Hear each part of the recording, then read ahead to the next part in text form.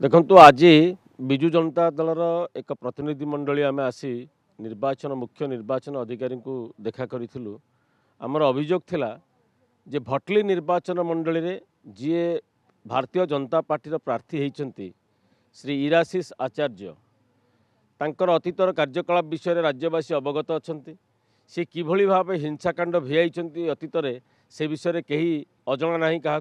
एवं अतीत जेल जाइकी दीर्घ दिन धरी जेल रे थिले। वर्तमान गला 17 तारिख दिन नेगीमंडा ग्राम भटली निर्वाचन मंडलीर नेगीमंडा ग्राम आमर जड़े समर्थक सी तांकर ऑफिस विजु जनता दल खोली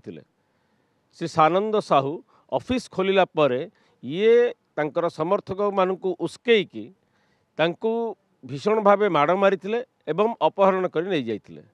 सानंद साहू को जो अपहरण कर नहीं जाइथिला तांको पुओ श्री बसंत साहू सेठी पुलिस स्टेशन रे एफआईआर दाखल करथिले एवं एफआईआर दर्ज कला परे पुलिस रो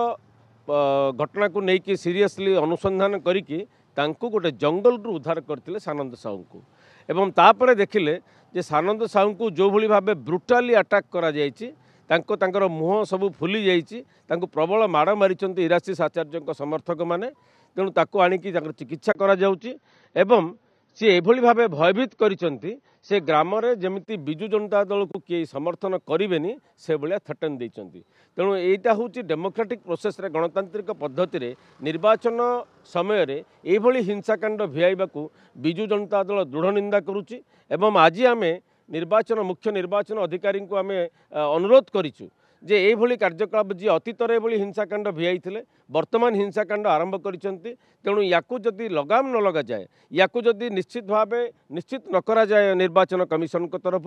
ताहले मुक्त अबाध निरपेक्ष निर्वाचन संभव नुह भटली निर्वाचन मंडली रे। तेणु आमे अनुरोध करिचु इराशीष आचार्य एवं तांकर समर्थक मानकू दृढ़ कार्यानुष्ठान ग्रहण करा जाऊ। एभली गोटे हिनियस क्राइम जो करिसंती जड़े ऑफिस खोलिला बोलिकी गणतांत्रिक पद्धति रे समस्तंकर आमर अधिकार अच्छी किए को दल को समर्थन करिवो सी समर्थक भाव में आमर तांको कार्य तुलाउला बेले तांको जो भली भावे आक्रमण करिकी अपहरण कर नहीं एवं सब्सिक्वेंटली पुलिस तांको उद्धार करिसंती एभलिया स्थिति रे तांको प्रति दृढ़ कार्यानुष्ठान ग्रहण करा जाऊ।